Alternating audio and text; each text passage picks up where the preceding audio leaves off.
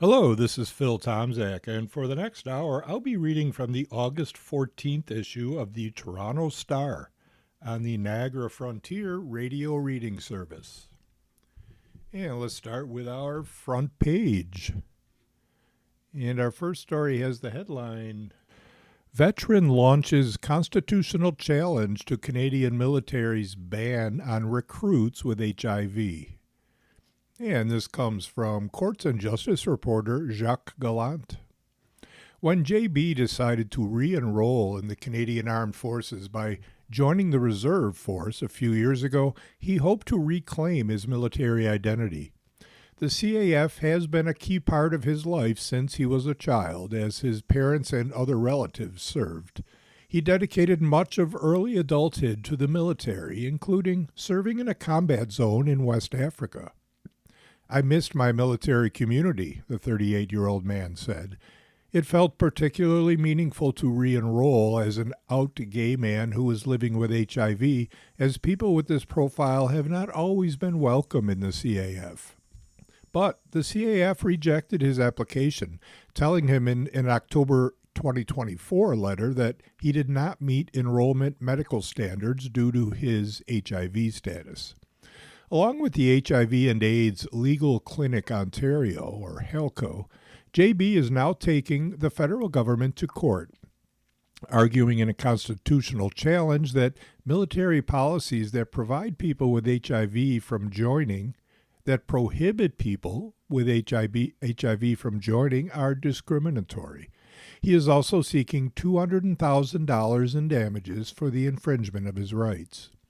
It's not necessarily about me right now, he said in an interview. I'm really doing this so that healthy people living with HIV who want to serve Canada can do so. The challenge highlights that the CAF's policies regarding HIV are not based on science or advice from its own experts, are at odds with other militaries, including the British Armed Forces, and that they continue to exist even as the CAF doubles down on its recruitment efforts. It has done away with treating other chronic conditions as automatically disqualifying, namely anxiety, asthma, allergies, and ADHD. HIV stigma.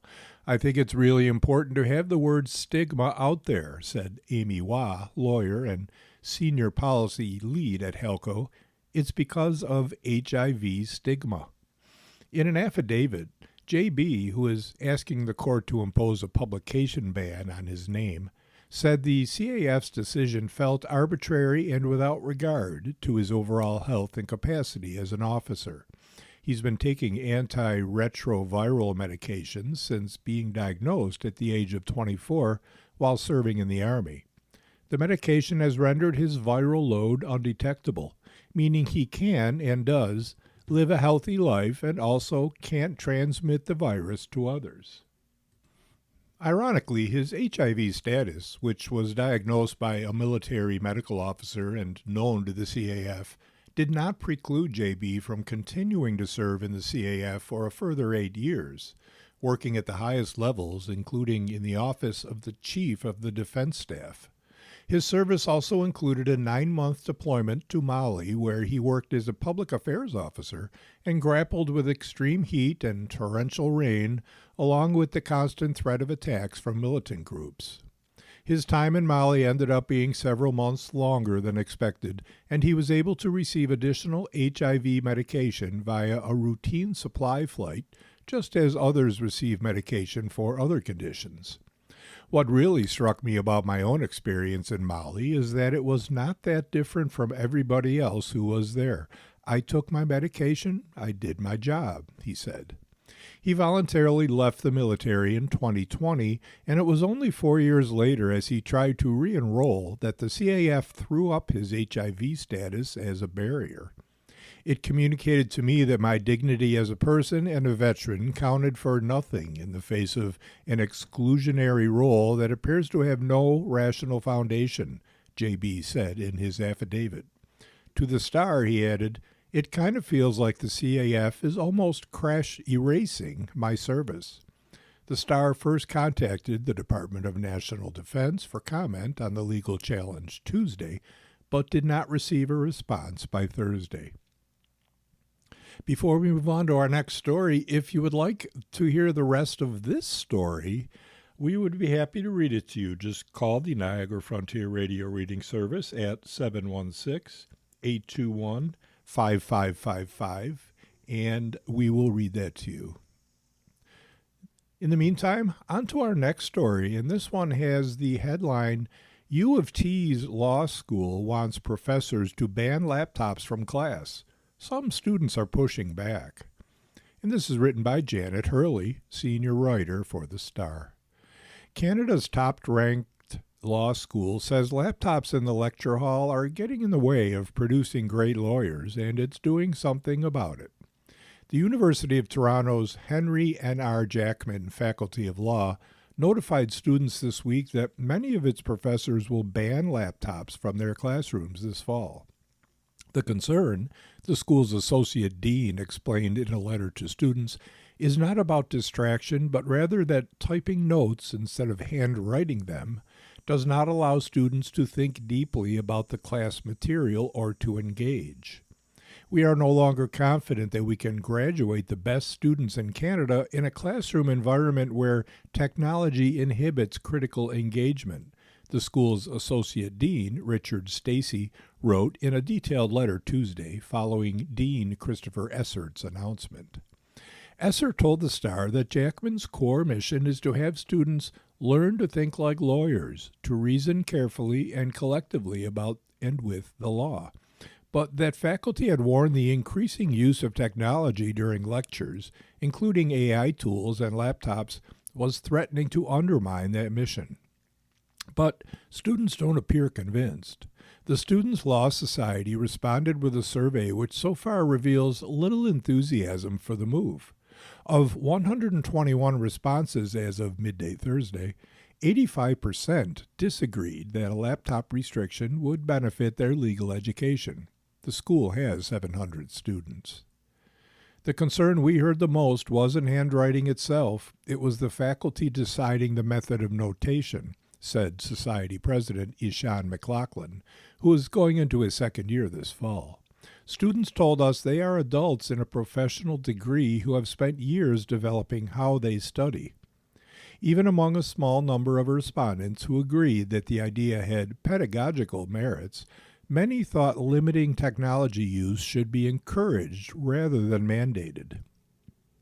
The school says there is no outright ban, and it will be up to individual instructors to decide whether to apply the policy. Essert said the framework shared this week was meant to support students in classes where instructors have chosen to go laptop-free to set expectations and provide consistency. U of T would not tell The Star how many courses will adopt the framework. Students have been told they will find out which classes are affected when course outlines are released next month. Faculty that opt to make a course laptop-free are expected to deliver a record of in-class discussion in at least one of the following ways: AI-generated notes, a designated student note-taker who would be allowed to use a laptop, or class slides, speaker notes, and other materials provided by the instructor. The aim here is to take some pressure off by providing notes so that students don't need to take comprehensive notes by hand, Stacey wrote, adding that the school recognizes students have varying ability and comfort with handwriting. Many students who responded to the survey said they haven't handwritten notes since high school, and for some of them, there's been the better part of a decade, said McLaughlin. Students will be permitted to use a tablet and stylus, and the law school's exam policy, which allows the use of laptops, also still stands. The school's policy leans on research that suggests handwriting forces students to slow down and process information more critically, deciding in real time what parts are most important to keep. While comparative studies have acknowledged the advantages of typing in terms of speed and volume, handwriting is thought to activate a broader network of the brain's regions, leading to stronger cognitive benefits in learning and memory retention. The policy reflects a growing unease with classroom technology at all levels of education, a worry that has only intensified since OpenAI made ChatGPT publicly available in late 2022. And let's move on to our next front page story from the world of real estate. And we have the headline, nearly 50% of this Toronto rental tower will be 2 and 3 bedrooms if the city approves it. And this is from Sadine Mosen, staff reporter for the Star. A newly proposed 40-story rental tower in Toronto's West End would see about half its units built as larger multi-bedroom homes. Plans for 736 Bathurst Street in Mirvish Village include 386 market-rate rental homes, with roughly 50% of those designed to be 2 or 3 bedroom units, according to a development application by MOD Developments and Montez Corporation. The tower would include 158 one-bedroom, 153 two-bedroom, and 39 three-bedroom units, as well as 36 studio apartments. We believe there are the markets in that area that people will want to rent units of those sizes, said MOD Developments CEO Gary Switzer. Switzer said the building aims to support families but is also near the University of Toronto St. George campus, where students will be looking for affordable homes for during the school year. The proposal is a shift from what's been built in the last decade as developers focused on micro-condos or smaller condo units aimed at investors. But with the condo crash, experts say the pivot to more purpose-built rentals could bring larger units the city is desperately in need of. The tower's percentage of family-sized units is higher than Toronto's average among units in the development pipeline, according to the city. Last year, more than 62% of proposed units in Toronto citywide were studio and one-bedroom units, according to the city's Development Activity Bulletin from 2025, with family-sized units, considered 2 and 3 bedroom units, accounting for 38%. City spokesperson Frédéric Mazerolles said the percentage of larger units in the pipeline has remained constant in recent years. The new tower will be less than a 5-minute walk from Bathurst Station, making it an ideal spot for new rentals, said Switzer. The site is currently home to the former Bathurst Methodist Church, built in 1888, and a former Sunday school that's currently being used by the Performing Arts Center Randolph Theater. The school will be mostly demolished for the rental tower, but the church will be preserved at the base of the rental tower. That also adds appeal for people, Switzer said. They're moving into a piece of history. There is no timeline yet for when the units will become available to rent, said Switzer, as they wait for their application to move forward. We could start construction as soon as we have approval. In a market focused on expensive condos, building more purpose-built rentals fills a need for families and students looking for rentals near campus and creates more affordable options for tenants who can share larger units and split the rent, said Taisha Redden, an assistant professor of urban planning at the University of Toronto. You are listening to a reading of articles and features from the Toronto Star on the Niagara Frontier Radio Reading Service. And let's move on to an article, news from Canada. Ford government is accused of xenophobia for going after temporary residents and undocumented immigrants on social assistance. And this comes from Nicholas Kyung, senior immigration reporter for the Star. The Ford government is fueling xenophobia by excluding temporary residents and undocumented migrants from accessing Ontario's social assistance programs, critics say.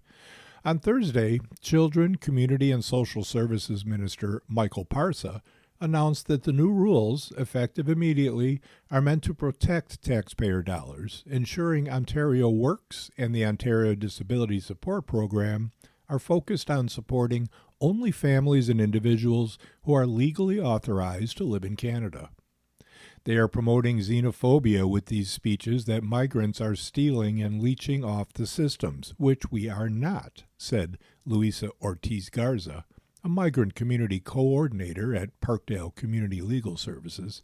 I think this is just an openly racist policy. Added MPP Lisa Gretzky, the NDP's critic for children, community, and social services. We need to ensure that we are communicating with people responsibly and not using language that further marginalizes people that are already marginalized and doesn't feed into racist and discriminatory language. But a lawyer at Toronto's Income Security Advocacy Center said it's far from clear that there are any substantial changes coming. Details have yet to be published. In July, Premier Doug Ford first vowed to make the change in response to a media report about a tribunal decision that awarded Ontario Works payments to a man who came to Canada in 1997 on a temporary work permit that has since expired. The man survived by doing cash jobs until 2023 when he entered the homeless shelter system. Our government will always be there to support people on hard times, but that doesn't include people living in Canada illegally, Ford posted on X. If provincial regulations need to be changed to make that crystal clear, we'll change them. Robin Nobleman, a staff lawyer at Toronto's Income Security Advocacy Center, said most people without status, as well as study and work permit holders, were already ineligible to access those supports. She's unsure what the new rules are supposed to mean. This is not a big problem that the Ontario government is trying to target, she said. Before the rules changed, they were not eligible for social assistance. After the rules changed, they are still not able to access social assistance. There were a few exceptions in the old rules for what Nobleman calls edge cases, such as a failed refugee who couldn't be deported to their home country because it is too dangerous to return, or someone with a pending permanent residence. A single person gets $733 a month through Ontario Works.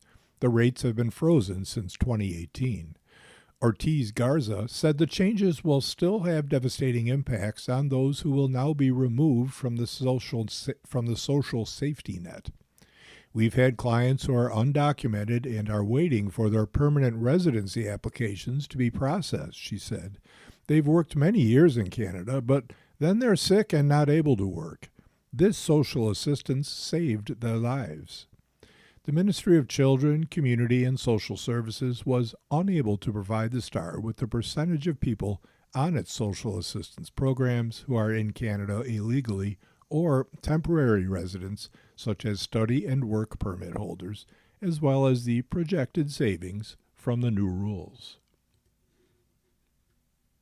Let's step away from the news for a moment and move on to an article on the Blue Jays. And it has the headline, Why the Blue Jays Might Be Catching the New York Yankees at Just the Right Time. And this comes from baseball columnist Mike Wilner. There's an adage in baseball that it doesn't matter what team you play, it matters when you play them. The Blue Jays, having won 5 straight series and 11 of 17 games, are a team that nobody wants to play at the moment, despite the fact they're still 5 games under 500. Although they were certainly full measure for a series win over Boston that finished with Thursday's 7-0 loss, they may also have caught the Red Sox at the right time, coming down from a ridiculous run of 27 wins in 30 games. Now the New York Yankees come to town for a 3-game set starting Friday night, and they may also be arriving at a fortuitous moment for the Jays. Right now, the Bronx Bombers ain't bombing. The Yankees were shut out by the Seattle Mariners on Thursday afternoon in the Bronx, a 1-0 loss that dropped them to 7-7 over their last 14 games. Over that span, it was the 9th time the Yankees had been held to 3 runs or fewer. Now the Jays aren't exactly lighting up the scoreboard, but they've scored at least 3 runs in 8 of 12 August games. The Yankees have done it just 5 of 11. The Yankees aren't exactly in a vulnerable position in the standings, holding the top wildcard spot in the American League. 3 games ahead of the Red Sox. They trail the Tampa Bay Rays by 6.5 games for first place in the AL East. Super slugger Aaron Judge hasn't played since May 31st, out with a right rib stress fracture, and since he went down, the Yankees have pretty much been a .500 team at 32-30. With fellow sluggers Giancarlo Stanton, a calf, and Cody Bellinger, hamstring, also on the shelf, the Yankees have only 3 healthy players with an OPS plus over 100, indicating above-average offense this season. One of them, All-Star Ben Rice, is hitting .115 over his last 15 games. First baseman Paul Goldschmidt has done all of his good work against left-handed pitching, which he may not see this weekend since the Jays only have one southpaw on the staff in Mason Fluharty. Goldschmidt has an ugly .574 OPS against right-handers. Trade deadline acquisitions Luis Garcia Jr. and Helio Ramos are both off to rough starts in pinstripes, although rookie shortstop George Lombard Jr. has been tearing the cover off the ball. It looks like a pretty good time to be facing the Yankees, but the Jays would never say such a thing. You can't really think about who you're playing, George Springer told the Star in the Jays clubhouse after Thursday's loss. Every game counts. You've just got to go play. Even when it's the Yankees, though, it's got to be at least a little different, facing a division rival that happens to have the second best record in the AL. Not really, said Springer. I mean, listen, they're a great team and they're playing well. There's no doubt about it. At the end of the day, it doesn't matter who's on the other side of the line. Our team has to play our game. Lately, finally, the Jays have been playing their game. This is who we are, shortstop Andres Jimenez said in a conversation that could be heard on Deep Left Field, the Star's baseball podcast. I think we go out every night with the same desire to fight and compete and never give up. The last 2 weeks or so, I think we've been playing like we played last year in terms of never give up, play close games. The bullpen has been great. The pitching has been great. I feel like that's our identity. Keep fighting until the end. The Yankees will bring home some big arms to the fight at the Rogers Center. 6-time All-Star right-hander Garrett Cole gets the call for the opener against Shane Bieber, and hard-throwing right-hander Cam Schlittler, the AL's ERA leader, goes Saturday. The Jays have yet to name a starter for that game. It was Jameson Taillon's day, but he's now on the injured list. With Dylan Cease set to start Sunday's series finale for the Jays against lefty Ryan Weathers, we'll just miss a potential Cy Young showdown. It always starts on the mound, manager John Schneider said of the key to the Jays picking up a 6th straight series win. You've got to get a good effort from your starters and try to line up the bullpen appropriately. The big thing is playing clean defense, not giving up extra base runners, and trying to have some pesky at-bats. So far this month, the Jays are doing all of those things better than the Yankees. It's only a slight edge in ERA, 3.15 to New York's 3.24, but the Jays have outscored the Yankees by almost 3/4 of a run per game in August. As far as timely hitting, the Jays are batting .237 with runners in scoring position this month, compared to the Yankees' .162. The Jays are hot right now. The Yankees, much less so. It could be a fun weekend at the Dome. And more news from Toronto regarding beach water quality. And this is an article with the headline, "Stay Out of the Water at One Toronto Public Beach." And this just comes from the Toronto Star Open Data team. Heading to the beach? You'll want to stay out of the water at Sunnyside as of August 14th at 9 a.m. Here's the latest beach water quality report from Toronto Public Health. Bluffers Beach tested safe for swimming. Center Island Beach tested safe for swimming. Cherry Beach, Gibraltar Point Beach, Hanlan's Point Beach, Kew Balmy Beach, Marie Curtis Park Beach, Sunnyside Beach, Wards Island Beach, and Woodbine Beach all tested safe for swimming on August 13th. According to public health guidelines from the Ontario Ministry of Health and Long-Term Care, water is considered unsafe for swimming when one sample contains 400 or more E. coli bacteria per 100 milliliters, or the geometric mean of 5 samples is 200 or more. And more news from Toronto about highway closures. Toronto highway closures for planned road work on August 14th. Highways 400, 401, 404, 409, 427, and the Queen Elizabeth Way are affected. Expect delays, especially during heavy traffic periods. 67 closures are scheduled for road work on provincial highways in Toronto on August 14, 2026. If you'd like a full listing of those closures, we would be happy to read them to you. Call the Niagara Frontier Radio Reading Service, and we'll do that for you. 716-821-5555. Now our next article from News from the GTA. Alleged Hamilton child sex offender is arrested in California after decades in hiding. And this is written by Andrew Balcom, reporter for The Star. A fugitive with ties to Hamilton, long wanted for the alleged sexual assault of a child, was apprehended in California by U.S. federal agents after nearly 35 years of evading capture. Charles Peter Bellone, 64, was arrested in Santa Cruz on July 29th by Immigration and Customs Enforcement, or ICE, San Francisco, a representative from ICE said in a statement Thursday. The small waterfront city is situated on Monterey Bay, about 120 kilometers south of San Francisco. He is the subject of an active arrest warrant from the province of Ontario, Canada, for offenses related to sexual assault and sexual contact with a person under 14 years old, the statement continued. Bellone has a record in Canada for possession of a narcotic for the purpose of trafficking, possession of stolen property, and assault, ICE said.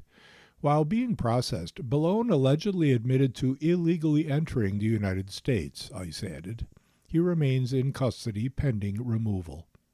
Hamilton police said they have been working closely with the Crown's office on this case.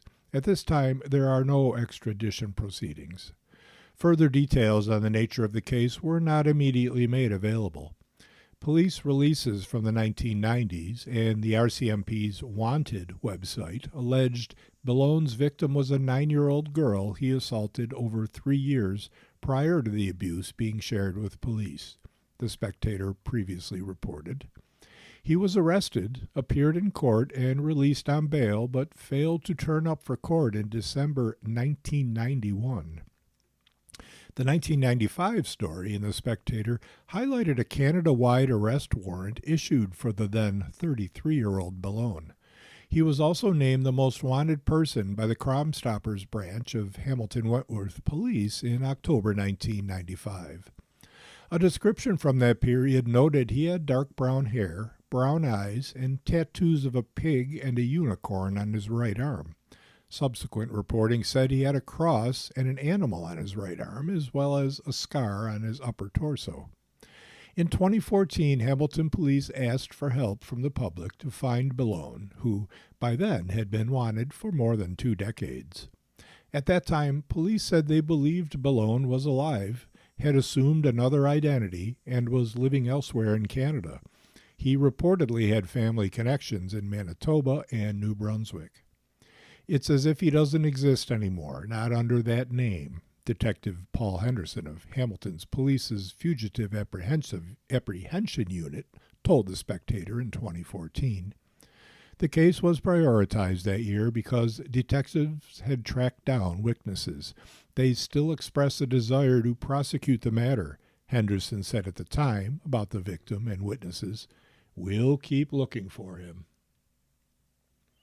You are listening to a reading of articles and features from the Toronto Star on the Niagara Frontier Radio Reading Service. Our next article, back to the world of sports, the sport of curling. And it has the Headline: The CBC turns to curling to help fill the Saturday vacancy after NHL's departure. And this is written by Gregory Strong of the Canadian Press. Toronto: The CBC will beef up its curling coverage on Saturdays this season, a move that will help fill the vacancy created by the departure of the National Hockey League from its broadcasting lineup this fall. The Grand Slam of Curling and Rock League will air on the network as part of a new 5-year agreement. The curling group said Thursday the CBC will provide coverage with current domestic rights holder Sportsnet, which also agreed to a new 5-year deal. CBC has a long history of curling coverage, and by providing a national platform to these premier curling tournaments for another 5 years, we hope to engage and entertain an even wider audience of fans, CBC Sports Executive Director Chris Wilson said in a statement. We're excited to share another season of Rock League with audiences across Canada, building on the momentum and excitement of the inaugural event. The CBC will broadcast Saturday playoff games on the 5-stop Grand Slam circuit and air select Sunday finals throughout the season, the curling group said. Sportsnet will televise 3 draws daily from Tuesday to Friday, along with the Sunday finals. Saturday games will be available on Sportsnet's streaming service, Sportsnet Plus, while morning round-robin games and tiebreakers will be streamed on the Rock Channel website. The announcement came 2 months after the CBC and Sportsnet announced they would not be extending their NHL partnership for the 2026-27 season. The decision meant the long-running Hockey Night in Canada program, which provided televised NHL games for nearly 75 years and became part of the national fabric, would not return to the public broadcaster. A sublicensing agreement between Rogers Communications and the CBC that allowed Hockey Night to air on the network expired at the end of the Stanley Cup playoffs last spring. Let's move on now to our advice columnists. In the world of relationships, ask Lisi. And this is advice columnist Lisi Tesher. And here's a question from a reader. My family and I went on a road trip earlier this summer. We went out east for about 10 days, camping and staying in hotels along the way. For the most part, we had a lovely time. At one of our hotel stays, we had a terrible experience. Shortly after checking in, my 6-year-old daughter was running down the hall to the indoor pool. A man walked out of the stairwell with his German Shepherd just as my daughter passed. Everyone startled everyone, which is no one's fault, I know, but the dog barked and scared my little girl.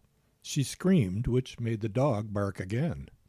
The man immediately turned around and took the dog away, which was helpful, but my daughter was traumatized. There were other dogs in the hotel, and every time any of them barked, she burst into tears. I tried to talk to the hotel about it, but they just dismissed me, saying dogs were welcome. Now what do I do? Signed, Scared. And here's Lisi's answer. The most important result of this scenario is your daughter now has a fear of dogs she didn't have before. There are many ways to get over that fear if it's important to you and or your daughter. If your daughter wasn't afraid of dogs prior to this incident, according to experts, she can overcome this newfound fear quickly. Start with small dogs she's already familiar with, say her friends' dogs or perhaps any dogs in the family. Gradually reintegrate with the larger dogs with whom she is already familiar. If she isn't familiar with any dogs, one of the best ways to fall in love in the safest of places is at puppy yoga. It's a fabulous experience and a great way to play with puppies in a safe environment. The dog owner at the hotel did the absolute right thing by taking his dog away from the scene immediately. He could clearly see his big dog scared your young daughter, and even though your daughter may have accidentally scared the dog, the stakes were uneven. As for the hotel, if they allow dogs, then dogs are paying customers and have as much right to be there as you and your daughter.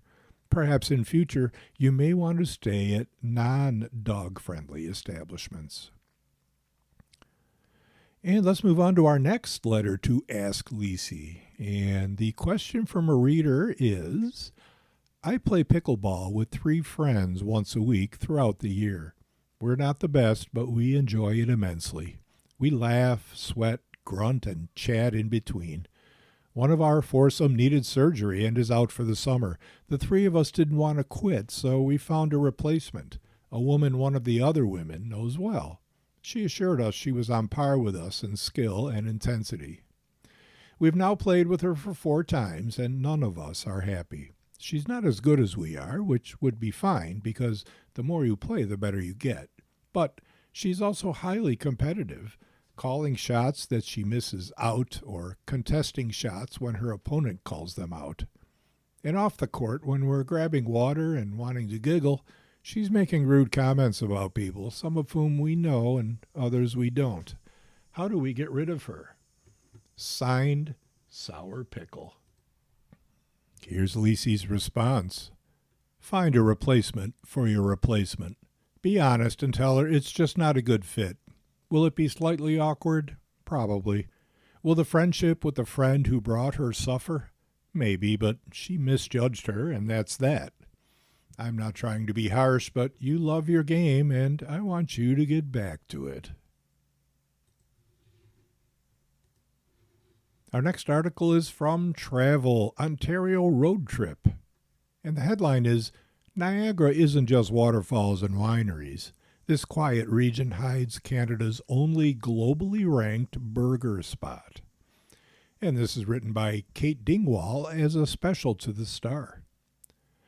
For many, Niagara means 2 things, the massive waterfalls and its touristy surroundings, or the pastoral vinelands of Niagara-on-the-Lake. But the vast region has a lot more to offer, including the city of St. Catharines, plus plenty of restaurants, farm stands, and family-friendly amusements to fill a weekend and beyond. You can spend the morning visiting a farm, have lunch at a winery, pick up incredible produce, and finish the night with a genuinely great meal, says Chef Zach Smith. Torontonians are realizing it's absolutely worth the drive. Well, he should know. Smith decamped from Toronto with his family during the early COVID era to work as a pitmaster at Matty Matheson's Meat Plus 3 in Fort Erie. He loved Niagara so much, he stuck around and opened his first solo restaurant, Fat Rabbit, a whole animal butcher shop restaurant in St. Catharines in 2023. Since then, Fat Rabbit has earned a Michelin recommendation, and it's the only Canadian spot listed on the world's 101 best burger places. For his second act, last October, Smith and his business partners opened Bar Les Incompetents, a French-ish seafood bar a stone's throw from their first project. And earlier this year, they tripled the size of the Fat Rabbit space to keep up with demand. It's safe to say, 6 years in, Smith is still smitten with Niagara. This region has something that's becoming increasingly rare. World-class agriculture, incredibly passionate producers, talented people, and the space for chefs to build something meaningful, he says. Read on for his recommendations for your next road trip here. Dine at a family-friendly joint. Established in 1915, The Rex in Welland is one of those classic family restaurants that just gets it right, says Smith. No pretension, great hospitality, and consistently good food.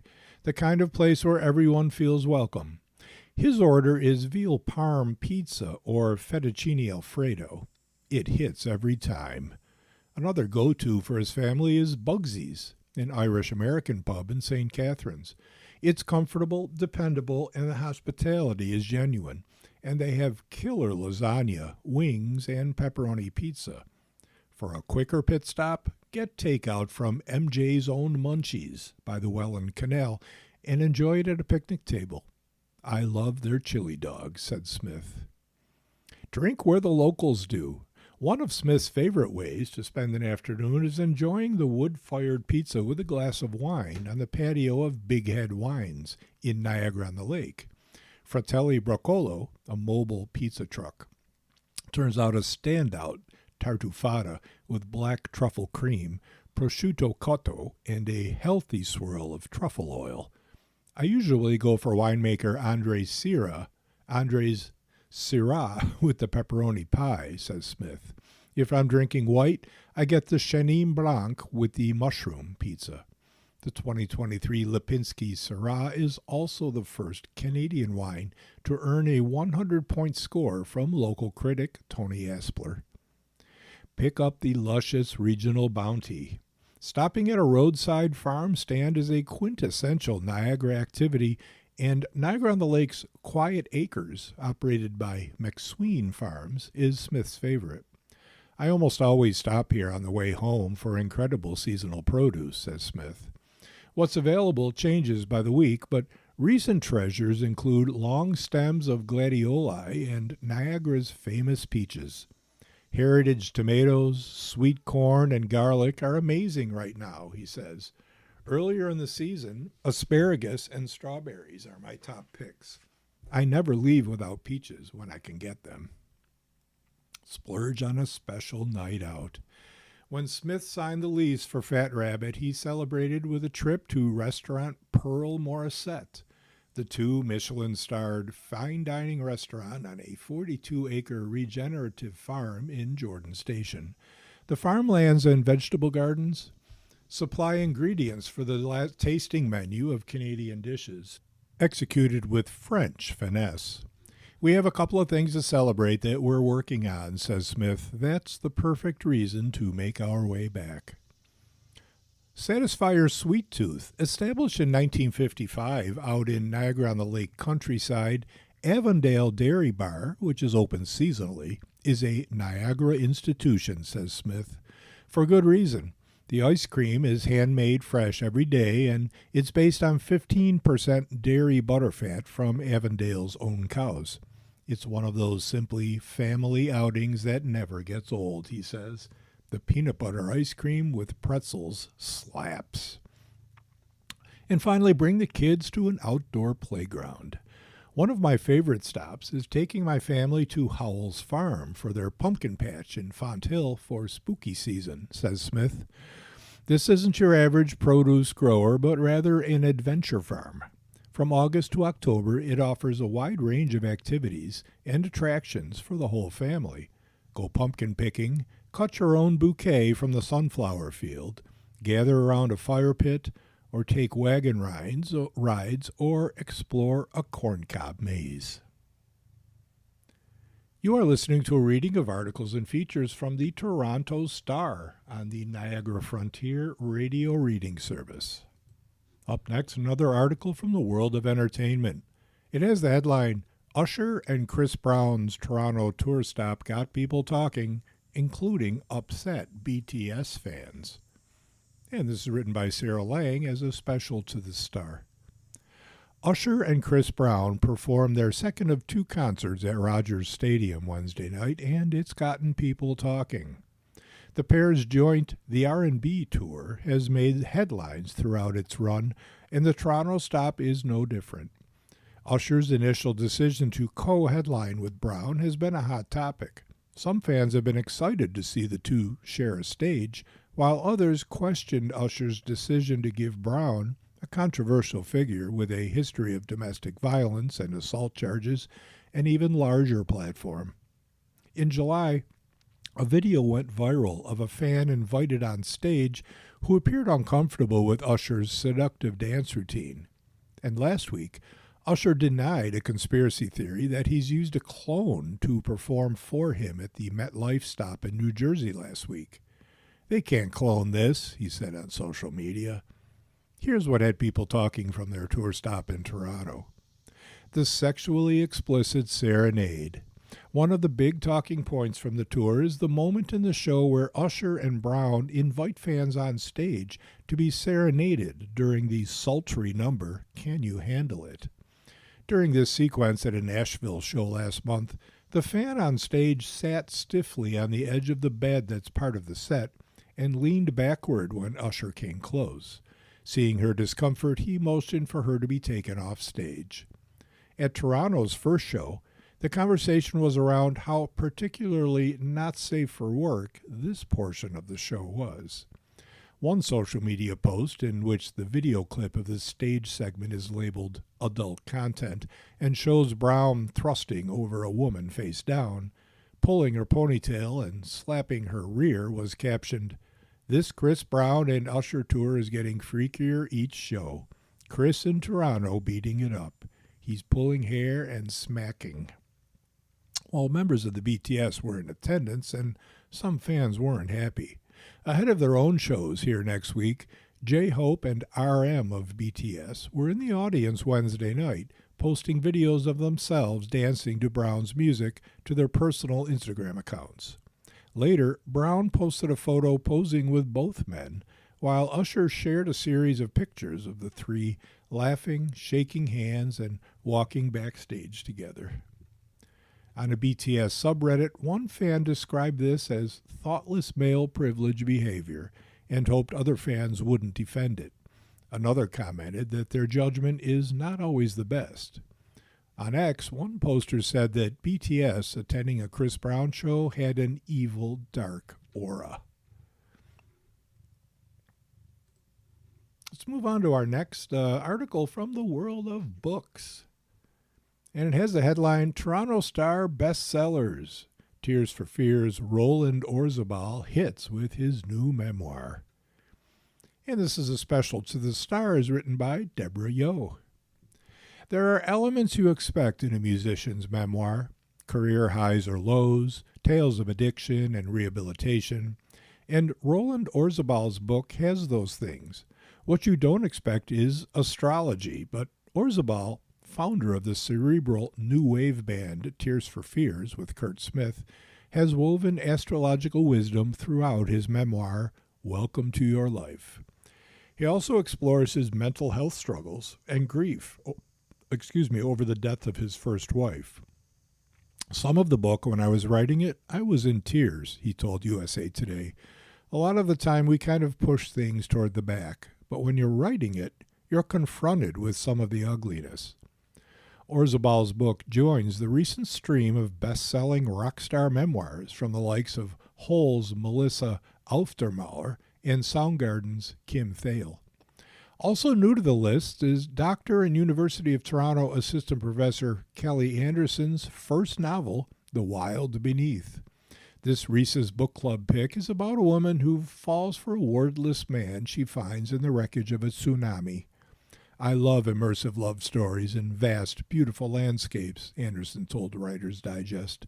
It's even better if the story has threads of magic that can feel believable. And here's our top 10 Canadian fiction. Number 10, This Summer Will Be Different by Carly Fortune. Number 9, One Golden Summer by Carly Fortune. Number 8, The Score by Al Kennedy. Number 7, Embrace by Bal Cabra. Number 6, The Wild Beneath by Kelly Anderson. Number 5, Every Summer After by Carly Fortune. The Mistake is number 4 by Al Kennedy. Number 3 is The Deal by Al Kennedy. Number 2, Our Perfect Storm by Carly Fortune. And number 1, Getting Away with Murder from Sherry LaPena.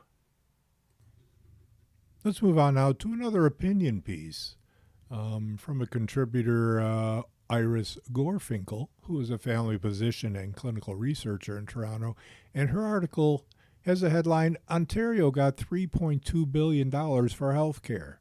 What did patients get? There always has to be accountability. That's the least of our issues. A quote from Premier Doug Ford. By October 1st, Ontario will report on a $3.195 billion question. What measurable improvements did 3 years of federal health funding buy for patients facing long waits? The deadline looms as the province increasingly relies on private clinics. The Ford government must report on 2 federal funding streams, $2.5 billion for 4 shared health priorities, plus nearly $700 million for mental health and substance use services. In exchange, Ontario committed to an action plan, targets, and public progress reports. For the patient awaiting a cataract operation, knee replacement, MRI or mental health care, the question's simpler. Did this money make care arrive sooner? Surgical and diagnostic money. The plan's largest planned investment, about $1.25 billion, was earmarked for surgical and diagnostic capacity. Ontario's Public Action Plan update does not show what portion reaches for profit facilities and providers. The agreement was meant to reduce waits, yet Ford keeps expanding private clinics, despite evidence that they draw on the same limited health care workers as public hospitals, risking further staffing shortages and longer waits for hospital care. Ontario reports targets, but doesn't offer a public provider-level account of where the money went and what it bought. Without public breakdowns of allocations, contracts, payments, and results, Ontarians cannot judge wait times, health outcomes, and value for money. Ontario's action plan committed $596 million to mental health and addiction services from 2023 through 26, in addition to earlier federal mental health funds. While the plan identifies broad funding categories, detailed accounting remains missing. Despite the added funding, the Ford government ended provincial funding for supervised consumption sites, cutting off a source of addiction care for people at higher risk. Heart Hubs offer recovery and social supports, but not supervised consumption and needle exchange, services that save lives. The plan lists $90 million for interprofessional primary care teams. Ontario is expanding primary care teams with about 275,000 additional attachments by September 2025, but the province hasn't grown or hasn't shown how many became attached through the federal provincial health agreement specifically. Without public accounting linking dollars, programs, and verified outcomes, Ontarians cannot assess what was achieved or whether they delivered value for money. Lack of public scrutiny. The lack of clear accounting is just one barrier Ontarians face in understanding where funding is going.